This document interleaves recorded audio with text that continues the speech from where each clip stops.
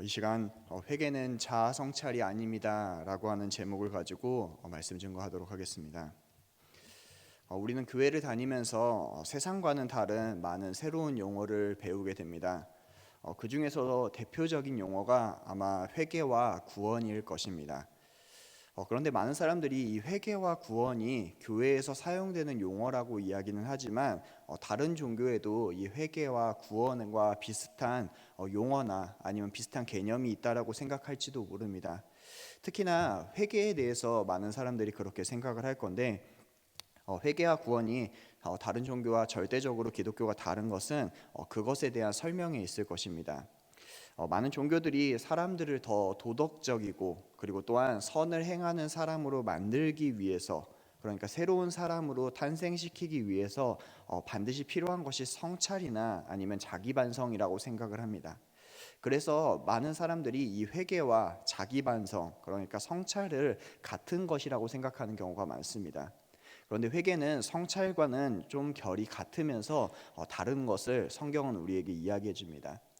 또 이와 비슷한 것이 바로 구원일 것입니다. 이 구원은 많은 종교에서 사후에 하늘나라에 가는 것이라고 하는 개념이 있습니다. 그래서 죽어야 가는 곳이 천국이고 또한 영혼이 구원받는 것을 구원이라고 생각을 하지만 성경은 이 구원에 대해서 오직 사후에 천국에 가는 것뿐만이라고 이야기하지 않고 우리가 가지고 있는 이 현실 가운데에서와 또한 미래성을 가지고 있는 천국에 대해서 우리에게 이야기해 줍니다.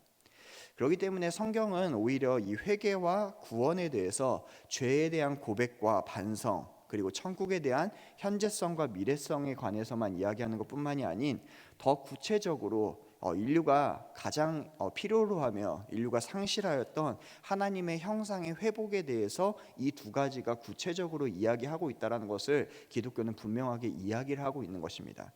그렇기 때문에 이 회개와 구원은 인간의 하나님의 형상 회복과 반드시 연결되어져 있다라고 하는 것을 우리는 알아야 되는 것이죠. 그리고 이것을 가장 잘 나타내는 것이 바로 예수님께서 구속사를 처음 시작하실 때 하신 첫 말씀일 겁니다. 예수님은 인류를 구원하시기 위해서 이 땅 가운데 오셔서 가장 처음으로 하신 말씀이 바로 이것이었습니다. 회개하라, 천국이 가까이 왔느니라. 이 말은 우리의 구원 역사 가운데서도 가장 중요한 말인데 그 복음의 출발점이 바로 회개이며, 구원이 단순하게 우리가 미래적으로 우리가 죽은 이후에 천국에 가는 것뿐만이 아닌 인간이 잃어버린 하나님의 형상이 어떻게 회복되어짐으로 말미암아, 그리고 그 회복되어진 사람들이 하나님을 닮아감으로 말미암아 이 세상 가운데 하나님이 분명히 드러내는 그러한 상황, 그러한 것이라는 것을 우리에게 이야기해 줍니다. 그래서 모든 성도들은 이 땅 가운데에서 현재적인 천국을 맛볼 수 있게 되는 것이죠. 이것이 바로 하나님이 우리에게 선포하시는 회개이자 놀라운 하나님의 구원의 사역입니다. 이런 회개와 구원에 대해서 그래서 우리에게 분명하게 이야기하고 있는 성경이 있습니다. 그것이 바로 우리가 오늘 보고 있는 요나서라고 하는 성경입니다. 하나님은 이 요나를 니느웨로 보내셨으나 요나는 그 반대인 이 다시스로 도망을 하려고 하였죠. 그리고 그래서 하나님은 이 요나에게 풍랑을 주시고 그가 하나님 앞에서 도망치지 못한다라고 하는 것을 선원들을 통해서, 그리고 또한 그가 제비를 뽑히게 만들므로써 하나님은 이 요나에게 분명한 사실을 알게 해주십니다. 그리고 이 풍랑의 원인을 묻고 이 풍랑이 어떻게 해서 왔냐라고 이 요나에게 묻는 선원들에게 요나는 자신이 하나님을 거역하고 도망치고 있는 중이라고 이야기를 하죠. 여러분, 우리는 요나서를 보면 원인이 무엇인지 분명하게 알 수 있습니다. 여러분, 요나서에 이 풍랑이 온 원인이 무엇입니까? 라고 이야기한다면 요나가 원인입니다 라고 우리는 분명히 이야기할 수 있을 것입니다. 그리고 이제 원인이 나왔으니 이것을 푸는 것만이 남았을 것이죠. 그러면 이것을 어떻게 풀어야 됩니까? 그런데 이것을 우리만 궁금해하는 것이 아니라 지금 이 요나와 함께 배를 타고 있는 선원들도 그것을 궁금해하고 있다는 점입니다. 그래서 선원들도 요나에게 물어봅니다. 우리가 어떻게 하여야 되겠냐고. 그러니까 이 질문에는 사실 이러한 뜻이 있습니다. 우리가 배에서 할 수 있는 모든 방법을 동원하였고 사람이 할 수 있는 모든 방법을 다 동원을 해봤는데 이 문제를 지금 우리는 해결할 수 없고, 그리고 이 문제의 모든 원인이 바로 너 때문이라고 이야기하니 너가 우리에게 그 답을 주라라고. 그러니까 너가 어떻게 이 답을 주면은 이 풍랑이 멈추게 되는지를 우리에게 설명하라는 것이 바로 이 선원들의 질문입니다. 그때 요나가 이렇게 대답을 합니다. 그것이 바로 12절 말씀에 등장을 하고 있는데요. 12절 말씀에 그가 대답하되 나를 들어 바다에 던지라 그리하면 바다가 너희를 위하여 잔잔해지리라 라고 설명을 하고 있습니다. 요나는 요동치는 바다를 향하여서 자기를 내어 던지면 이 모든 것이 해결된다라고 분명하게 이야기합니다. 그리고 자기를 던져야 되는 이유가 이 풍랑의 원인이 전적으로 자기에게 있기 때문이라고 고백을 하죠. 그래서 많은 사람들이 요나가 이렇게 고백을 하는 것을 보고 이 모습을 회개라고 생각을 합니다. 그런데 저는 오늘 본문을 함께 보고 있는 여러 성도님들에게 이렇게 질문해 보고 싶습니다. 과연 요나가 하고 있는 이 고백은 진정으로 회개가 맞을까요? 아니, 한 발짝 더 나아가서 다시 한번 여러분들에게 질문을 해보고 싶습니다. 내가 지금까지 했던 회개는 정말로 회개가 맞는 것일까? 저는 이 요나의 고백이 하나님께서 우리에게 기대하시는 회개, 그리고 또한 하나님이 우리에게 알려주시는 회개의 완벽한 지표라고 생각을 합니다. 그렇기 때문에 이 요나의 고백은 중요하고, 그리고 이 요나의 고백은 분명히 성경이 이야기하고 있는 회개와는 전혀 다른 결을 보여주고 있는 것을 우리는 이 회개의 고백을 통하여서 알 수 있게 되는 것이죠. 그렇기 때문에 저는 크게 세 가지로 요나의 고백이 회개가 아니라는 것을 분명하게 이야기하고 싶습니다.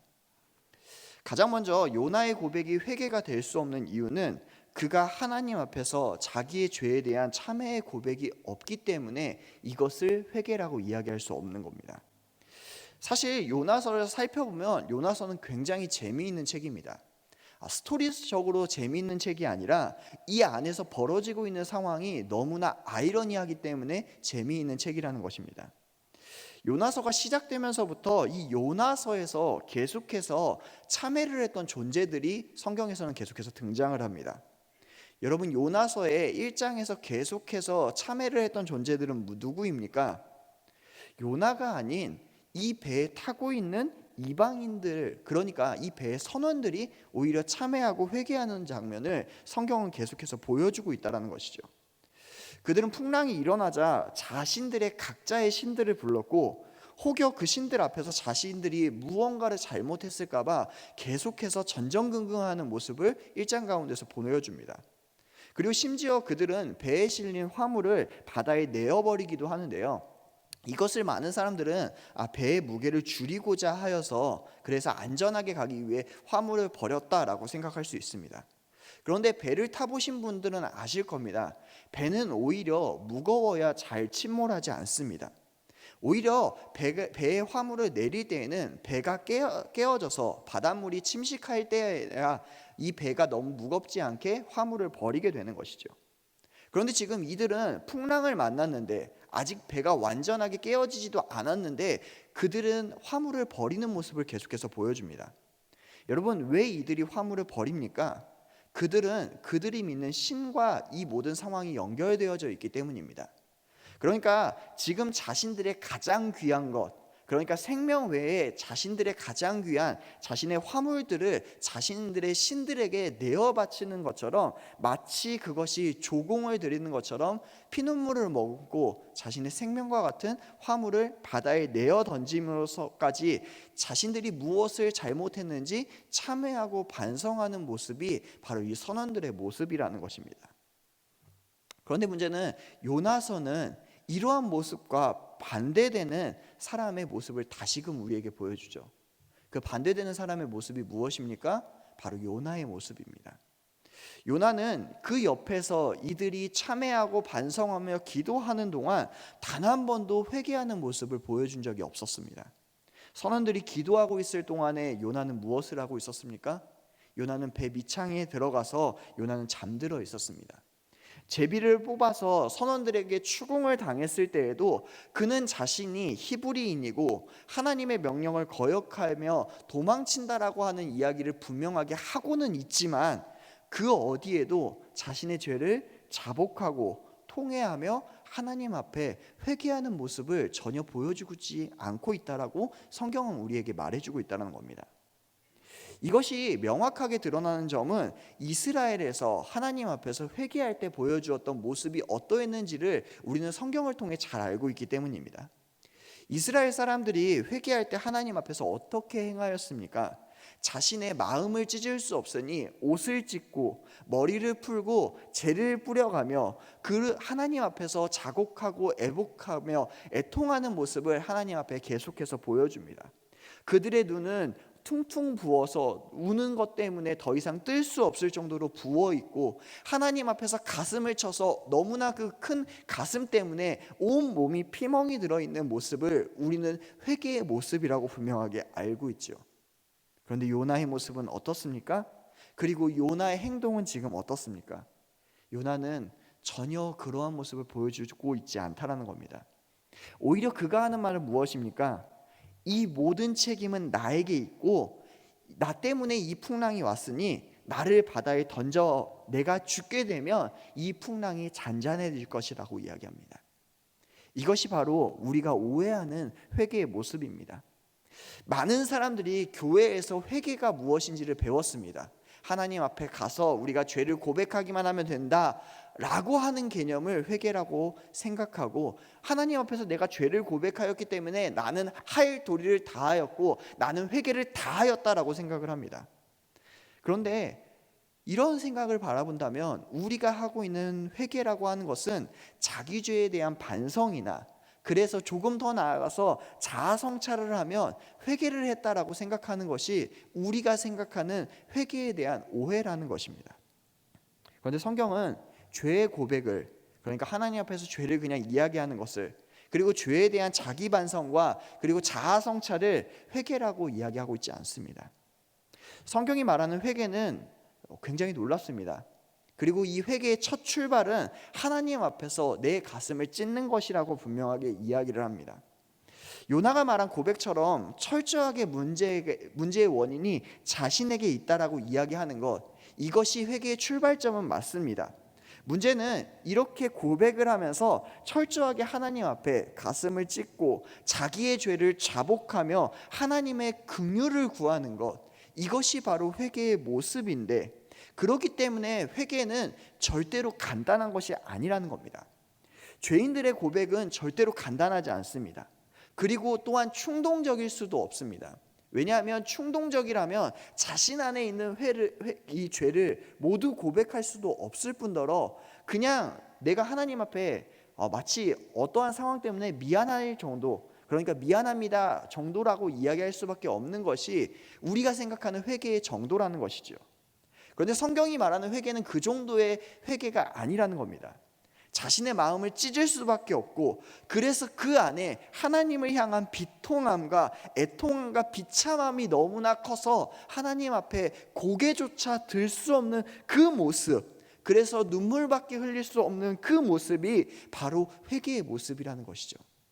그래서 회개는 인간에게 있어서 가장 괴롭고도 가장 어려운 일이 바로 회개라는 것을 성경은 우리에게 분명하게 이야기합니다. 그런데 요나는 어떻습니까? 요나의 고백에는 이러한 것이 없습니다. 그의 고백은 무엇입니까? 이 모든 것이 나 때문이기 때문에 나를 집어던지면 모든 것이 끝날 뿐이라고 이야기하는 것이죠. 여러분, 여기에는 마음을 찢는 것이 없습니다. 여기는 하나님을 향한 괴로움도 없습니다. 그리고 이것으로 말미암아 하나님께서 내게 부어주실 하나님에 대한 회복의 간절함도 없습니다. 아니, 더 놀라운 것이 있습니다. 이 회개를 통해서 하나님이 앞으로 어떻게 하실지에 대한 기대감조차도 없습니다. 요나가 지금 보여주는 것은 무엇입니까? 그냥 될 대로 되라는 식이죠. 내가 죽으면 모든 것이 해결될 것이라고. 그런데 성경은 그것을 회개라고 이야기하고 있지 않습니다. 두 번째로 이 요나의 고백이 회개가 될 수 없는 것은 그가 제시하고 있는 방법이 문제를 풀어낼 수 있는 해결의 근본 원인이 아니기 때문입니다. 지금 요나의 배에 풍랑이 온 이유는 무엇입니까? 요나가 하나님의 명령을 거절했기 때문이죠. 그리고 이 문제를 해결하기 위해서는 어떻게 해야 됩니까? 해결하는 방법은 너무나 쉽습니까? 쉽습니다. 지금 자신의 길을 돌이켜서 그가 하나님의 명령을 따라 니느웨로 가기만 하면 이 모든 것이 해결되게 됩니다. 여러분, 회개는 사실 어렵다라고 했는데 회개는 너무나 쉽습니다. 왜냐하면 회개는 하나님 앞에서 자신의 죄를 고백하고 난 이후에 자신의 길을 멈추고 그리고 자신의 길을 돌이켜서 하나님의 길을 가는 것을 성경은 회개라고 이야기하고 있기 때문이죠. 그런데 요나는 지금 뭐라고 이야기하고 있습니까? 자신을 바다에 던져서 죽이라고 이야기합니다. 여러분, 한번 생각해 보십시오. 요나가 죽어서 이 모든 문제가 해결된다면 지금 요나는 자신을 바다에 던지라고 이야기하기도 전에 마치 하나님과 대적했던 고라처럼, 그는 산채로 수올에 삼켜지는 그 고라처럼 비명도 지르지 못한 채 바다로 끌려갔을 것입니다. 그런데 지금 하나님이 원하시는 건 그것이 아니라는 것이죠. 하나님이 원하시는 것은 요나가 자기의 길에서 돌이켜서 하나님의 길을 가기를 원하시는 겁니다. 여러분, 그리고 더 중요한 것도 있습니다. 그것이 뭐냐면 요나가 죽는 상황이 어떠한 상황이냐는 것을 우리는 너무나 간과한다는 겁니다. 여러분, 지금 요나에게 향한 하나님의 계획은 엄청난 구원 사역입니다. 그런데 이 요나가 죽게 된다면 무엇이 실패하게 되는 것입니까? 바로 하나님의 계획이 실패하는 것입니다. 여러분, 하나님의 계획은 무엇입니까? 이 요나를 통해서 이스라엘을 교훈하고 이 요나를 통해서 니느웨의 백성을 살리시는 것이 바로 하나님의 계획이라는 것이죠. 그런데 지금 이 요나가 죽게 되면 무엇도 같이 실패하게 되는 겁니까? 하나님이 이 모든 계획을 세우시고 하나님의 구원 사역을 이루어 가시는 그 하나님의 계획도 실패한다라는 것이죠. 여러분께 한번 여쭤보겠습니다. 여러분의 회개가 하나님의 계획을 실패하게 만드는 것입니까? 여러분, 회개는 결단코 그럴 수 없는 겁니다. 회개는 오히려 하나님의 뜻이 이루어지게 만드는 것이죠. 그렇기 때문에 우리는 회개를 정확하게 알아야 됩니다. 많은 사람들이 회개를 잘못된 길에서 멈추는 것이라고 이야기를 하죠. 그런데 성경은 회개를 거기까지라고 이야기하지 않고 있다는 겁니다. 성경은 하나님의 뜻이 이루어지기 위해서 내가 가는 길에 그 길에서 멈추어 서서 하나님이 원하시는 방향, 그러니까 하나님의 길로 가는 것, 돌이켜 가는 것을 바로 성경이 말하는 회개라는 것을 성경은 우리에게 이야기해 주고 있습니다. 여러분, 요나는 멈추기는 했습니다. 그런데 그는 멈추었을 뿐 그는 죽으려고 합니다. 하나님의 능력 때문에 그는 항복했습니다. 그러나 결단코 그는 하나님께 순종하려고 하는 마음이 없죠. 돌이켜서 하나님의 길로 갈 생각이 전혀 없는 겁니다. 여러분, 이것은 회개가 아닙니다. 그런데 많은 사람들이 이것을 회개라고 생각하는 경우가 많습니다. 맞아, 내가 잘못했지 라고 생각하며 그냥 멈추는 정도를 회개라고 생각합니다. 그래서 많은 사람들이 회개를 어떻게 오해하냐면 회개를 반성이라고 생각하죠. 여러분, 반성은 회개와 비슷한 점이 너무나 많습니다. 반성 안에는 뉘우침이 있습니다. 회개 안에도 뉘우침이 있죠. 차이가 있다면 반성은 뉘우치기만 하면 됩니다. 그런데 회개는 그렇지 않습니다. 회개는 돌이켜서 하나님의 길까지 가는 것이라고 분명히 이야기하죠. 그래서 정말 많이 오해하는 것이 여기에 있습니다. 내가 회개했다라고, 반성했다라고, 마치 여러분이 아이를 키워보셨을 때 아이들이 보여주는 행태가 이것과 비슷할 겁니다. 부모님의 말을 거역하고 아이들이 많이 혼날 때가 있죠. 그리고 아이들에게 분명하게 물어봅니다. 너 잘못했니? 잘못하지 않았니? 그럼 아이들이 이야기하죠. 잘못했습니다 라고 이야기하며 아이들도 반성합니다. 그런데 조금만 지나도 방금 전까지 잘못했다라고 하고 반성하고 용서를 구하여 했던 아이가 똑같은 일을 또 하는 것을 우리는 바라봅니다. 여러분, 어떻게 똑같은 일을 또 할 수 있죠? 이 친구 반성했잖아요. 그런데 이 일을 똑같이 또 할 수 있는 원인은 무엇입니까? 그는 반성했을 뿐 그 길에서 돌이키지 않았기 때문이죠. 그래서 성경은 우리에게 분명하게 이야기합니다. 하나님의 사람이 회개하는 것은 하나님뿐만 아니라 사람에게도 동일한 것인데, 하나님께 회개를 구하고 또한 사람에게 회개를 구하며 용서를 구하고 난 이후에 자신의 삶을 돌이켜서 하나님께로 완전하게 돌이켜 하나님의 길로 가는 것이 회개다라고 이야기합니다. 여러분, 그것은 자신의 길에서 완전하게 떠나게 되는 것을 우리에게 이야기해 주는 것이고, 완전하게 하나님의 계획이 무엇이며 하나님의 길이 무엇인지 아는 사람만이 가능하다는 것이죠. 그런데 우리는 하나님의 길을 알려고도 하지 않고 하나님의 길로 가려고도 하지 않고 오히려 그냥 회개를 했으니, 내 안에 부어주시는 용서함을 얻어서 내가 평안함을 얻었으니 이 모든 것이 다 이루어졌다라고 생각하는 게 우리가 생각하는 회개가 아닐까요? 여러분, 이것은 회개가 아닙니다. 여러분, 이것은 자아성찰이고, 여러분, 이것은 반성일 뿐 이것은 회개가 될 수 없다라는 것이죠. 그렇기 때문에 회개는 잘못했다라고 인정하는 것으로 그칠 수가 없다라는 것입니다.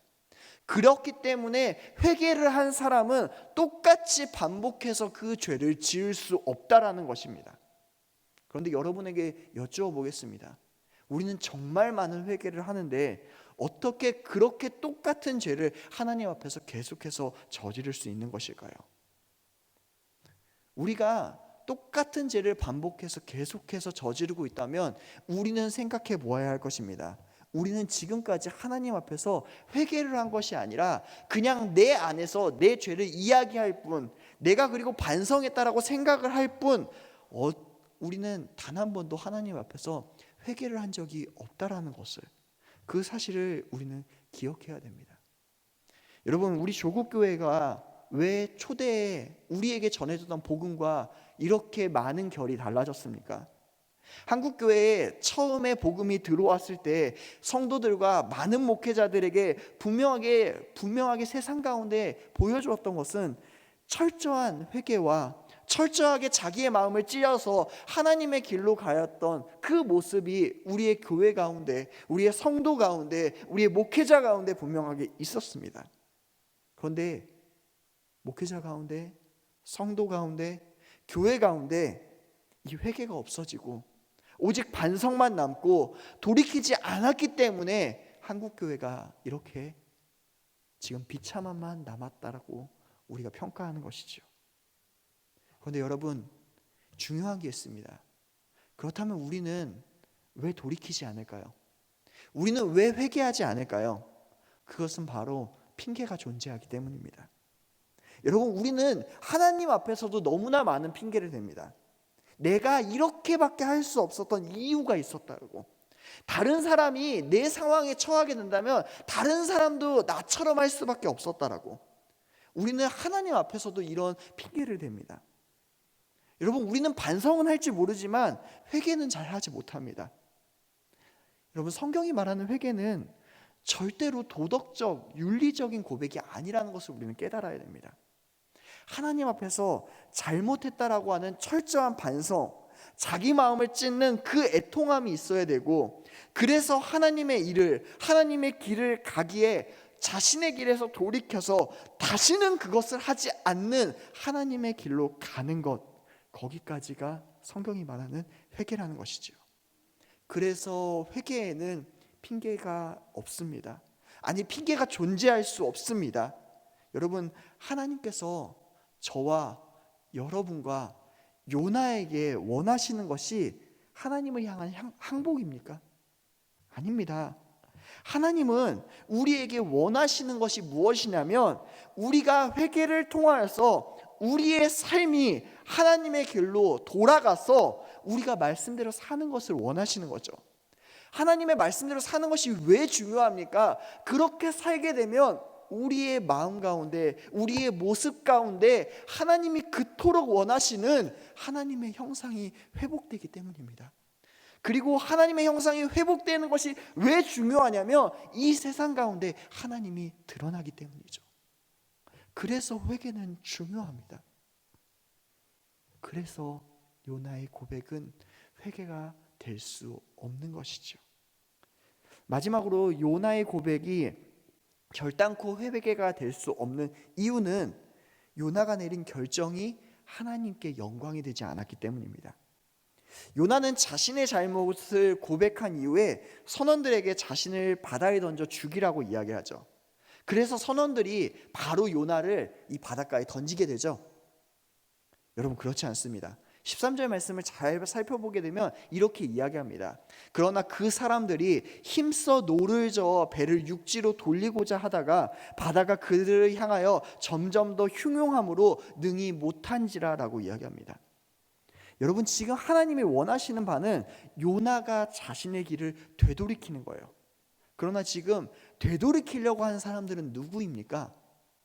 아이러니하게도 요나가 아니고 하나님을 모르는 이방인들이 오히려 돌이키려고 합니다.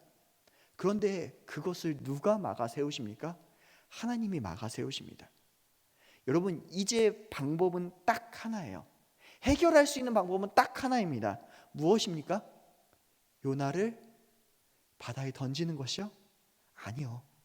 요나가 회개하는 겁니다. 우리는요, 이것을 너무 극단적으로 생각합니다. 요나를 바다에 던져넣는 것을 해결책이라고 생각하는데 그렇지 않다라는 거예요. 요나가 하나님 앞에 마음을 찢고 회개하며 이 모든 일은 해결됩니다. 그런데 요나는 계속해서 자기만 죽으면 된다라고 이야기하죠. 그런데 왜 벳사람들이 이것을 못합니까? 그들에게도 태초부터 하나님이 부어주셨던 양심이 있기 때문이에요. 하나님이 부어주신 양심이 있기 때문에 나 살고자 위해서 남을 죽이는 것을 이 이방인들도 차마 할 수 없다라는 겁니다. 여러분, 이방인들이 인신제사를 즐겨 한다라고 생각하는데 그렇지 않습니다. 이들도 인신제사를 할 때 얼마나 그것이 비참하고 어려운 일인지 잘 알고 있다라는 것이죠. 그래서 이들도 이 요나를 살리기 위해서 몸부림치는 것입니다. 그런데 여러분, 여기에서 가장 이것에 관대한 사람이 누구입니까? 바로 요나입니다. 여러분, 이 요나서가 분명하게 이야기하는 것은 죄에 대해서 너무나 관대한 사람이 누구냐라고 하는 것이 오늘 하나님께서 요나서를 통해서 우리에게 하는 말씀입니다. 요나서는 사실 이방인들을 향한 선교적인 본문 같지만 이것은 이스라엘의 모습을 너무나 명확하게 꼬집는 모습입니다. 너희들이 이방인들이 하나님을 향한 그 마음이 전혀 없다라고 하는데 너희들보다 지금 이스라엘의 너희들 모습보다 이들이 더 낫지 않느냐를 이 요나서를 통해서 분명하게 콕 집어서 이야기해주고 있다는 것이죠. 여러분, 지금 가장 관대한 사람, 이 생명을 드리는 것에 너무나 손쉽게 이야기하는 사람이 바로 요나입니다. 그래서 이 이방인들이 너무나 비참한 절규를 하는 게 바로 14절에 등장을 합니다. 14절 말씀에 보면 무리가 여호와께 부르짖어 이르되 여호와여 구하고 구하오니 이 사람의 생명 때문에 우리를 멸망시키지 마옵소서. 무지한 피를 우리에게 돌리지 마옵소서. 주 여호와께서 주의 뜻대로 행하심입니다. 여러분, 이 본문은 이렇게 살펴보니까 이들이 얼마나 지금 비참하고 절규하며 이 요나를 내던지고 있다는 것을 우리는 잘 알 수 있습니다. 여러분, 이들은 정말 많은 일을 하려고 했습니다. 그리고 이들은 어떻게든 요나를 살리려고 했습니다. 그런데 요나 스스로가 이 모든 것을 포기합니다. 그리고 그들이 최후의 최후까지 버티다가 어쩔 수 없이 이제 그들은 요나를 바다에 던지게 되죠. 여러분, 한번 여쭤보겠습니다. 그렇다면 이 요나가 죽는 것으로 말미암아 이들이 하나님을 알게 되었습니다. 그런데 참으로 아이러니한 게 있죠. 그 상황으로 인하여서 하나님이 우리가 생각하시는 그런 충만한 영광을 받으셨을까요? 분명히 요나가 죽으심으로 살아계신 하나님, 그리고 이 땅과 바다와 모든 것을 주관하시는 하나님을 이방인들은 경험했을 것입니다. 그런데 이방인들은 하나님을 두려운 하나님으로 경험은 했을지 모르지만 사랑의 하나님으로 경험하기는 너무나 어려울 것입니다. 우리가 하나님한테 덤비면, 우리가 하나님에게 거역하면 하나님은 이러한 벌을 주실 수밖에 없는 분이구나 라고 이 이방인들은 그렇게밖에 생각을 할 수 없을 것입니다. 왜 그렇습니까? 지금 이방인들에게 보여주었던 믿음의 사람이라고 하는 요나의 모습과 요나의 고백이 그러했기 때문입니다. 저는 그래서 이 모습과 이 고백이 너무나 안타깝다라고 이야기할 수밖에 없습니다. 여러분, 회개의 클라이막스는 우리의 회개로 말미암아 하나님이 영광 받으시는 겁니다. 여러분, 구원의 클라이막스는 무엇인지 아십니까? 잃어버렸던 하나님의 형상이 우리로 말미암아 회복되는 겁니다. 그래서 우리가 매일같이 한 걸음 한 걸음 하나님을 닮아가게 되는 것이죠. 여러분, 하나님을 닮아가는 것으로 성도의 삶은 끝나지 않습니다. 하나님을 닮아감으로 말미암아 하나님이 우리의 삶 가운데서 분명하게 드러나게 되죠. 그리고 그것으로 말미암아 하나님은 또다시 영광 받으십니다. 여러분, 얼마나 놀랍습니까? 회개와 구원은 우리에게 주어진 선물과 같은 것인데, 그것으로 말미암아 우리는 하나님의 형상을 닮아가고 우리는 하나님의 모습으로 회복되고, 그리고 하나님은 그것으로 말미암아 영광 받으십니다. 그리고 우리를 바라보는 그 사람들은 우리의 그 하나님의 형상의 회복됨으로 말미암아 하나님을 알게 되는 것이죠. 여러분, 이것이 성경이 말하는 회개와 구원입니다. 그런데 참으로 놀랍습니다. 성경은 우리에게 이 회개와 구원에 대해서 분명하게 이야기하는데, 우리가 생각하는 이 요나의 모습은 너무나 비관적이고 절망적이어서 이렇게 우리는 살면 안 되겠다라고 생각하는데, 이 내용을 다시금 가지고 와서 복음에서 이야기하시는 분이 계십니다. 그분이 누구십니까? 바로 예수님이시죠. 예수님이 하나님의 아들이신 그 예수 그리스도가 맞는지를 묻는 표적에 관해서 이야기를 하실 때 이 요나의 표적을 그대로 가지고 오십니다.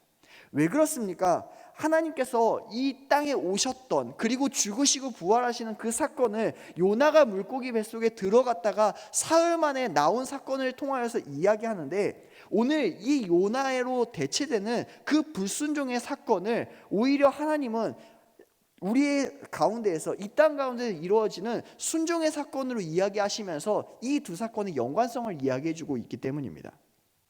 오늘 불순종으로 자신을 내어주었던 요나와 다르게 하나님은 하나님의 영광을 위해서, 그리고 하나님의 말씀에, 그 말씀에 순종하여 자신을 내어던짐으로써 우리의 잃어버린 하나님의 형상을 회복하는 것을 알려주기 위해서 예수님은 사람들에게 자신을 드러내는 모습을 요나의 표적으로 우리에게 설명해 주시는 겁니다.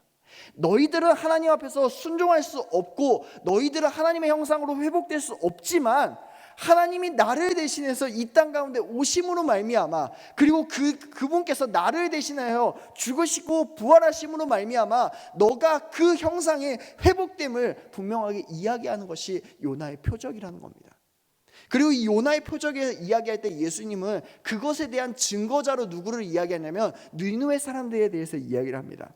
여러분, 우리가 표적을 구할 때 요나의 이 사건에 대해서 니느웨 사람들이 일어나 이 세대의 사람들을 정죄할 것이라고 이야기합니다. 왜 그렇습니까? 이 형편없는 이 요나의 전도를 듣고도 그 하나님을 알지 못하였던 사람들이 하나님 앞에 나와 자신의 옷을 찢고 회개하고 애통하며 자복하고 그들의 길에서 멈춰서서 하나님의 길로 돌이켜서 그들이 회개하고 하나님의 길을 갔다라는 것을 요나서는 이야기하고 있기 때문입니다.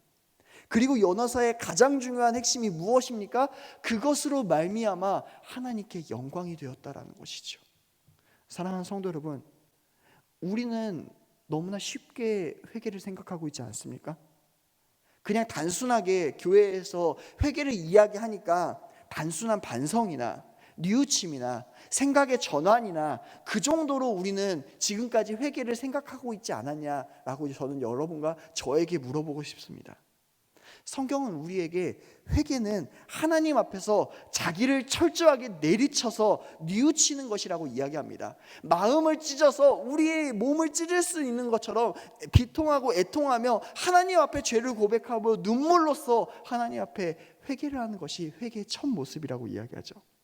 그리고 회개는 거기에서 그치는 것이 아니라 지금까지 갔던 나의 길에서 멈춰서서 되돌이켜서 하나님의 길을 가는 것이 회개라고 우리에게 분명하게 이야기합니다. 그렇기 때문에 그러한 회개를 하는 성도의 모습은, 그러한 길을 가는 성도의 모습은 하나님의 영광이 되죠. 그리고 그렇게 하나님의 형상을 회복하여 하나님을 닮아가는 사람으로 인해 이 세상 가운데 복음이 전해지게 되는 것입니다. 그리고 복음이 전해짐으로 말미암아 하나님의 형상을 회복함으로 이 땅 가운데 빛과 소금이 우리가 살아감으로 말미암아 이 땅 가운데 우리는 현재적인 천국을 맛볼 수 있게 되고 하나님과 동행할 수 있다는 것입니다. 사랑하는 성도 여러분, 그래서 저는 여러분들에게 다시금 여쭈고 싶습니다. 우리는 회개하고 살아가고 있습니까? 우리는 정말 성경이 말하는 대로 회개하고 살아가고 있습니까? 이 조국 교회에 회개가 사라지고 있습니다. 저는 다시금 성경이 말하는 회개로 우리가 돌아갔으면 좋겠습니다. 하나님 앞에 가슴을 치며 하나님 앞으로 돌아갔으면 좋겠습니다. 하나님 앞에 나의 길을 멈추며 하나님께로 돌아갔으면 좋겠습니다. 하나님의 길이 무엇인지 알 수 있는, 그래서 그 길로 향하여 가는 성도들이 되었으면 좋겠습니다. 그래서 이 땅 가운데 하나님의 형상이 회복되는 성도들, 그 성도들로 말미암아 또한 많은 사람들이 하나님을 알게 되고 그래서 하나님께 영광이 되는 그 삶이 우리 교회 가운데 일어나길 소망합니다. 여러분, 우리 광영교회가 이 회개가 진심으로 터져나가는 그러한 교회, 우리 광영교회 모든 성도들이 이 회개를 매일같이 하여서 하나님의 형상이 회복되는 그러한 저와 여러분이 되길 간절하게 축원하겠습니다. 기도하겠습니다.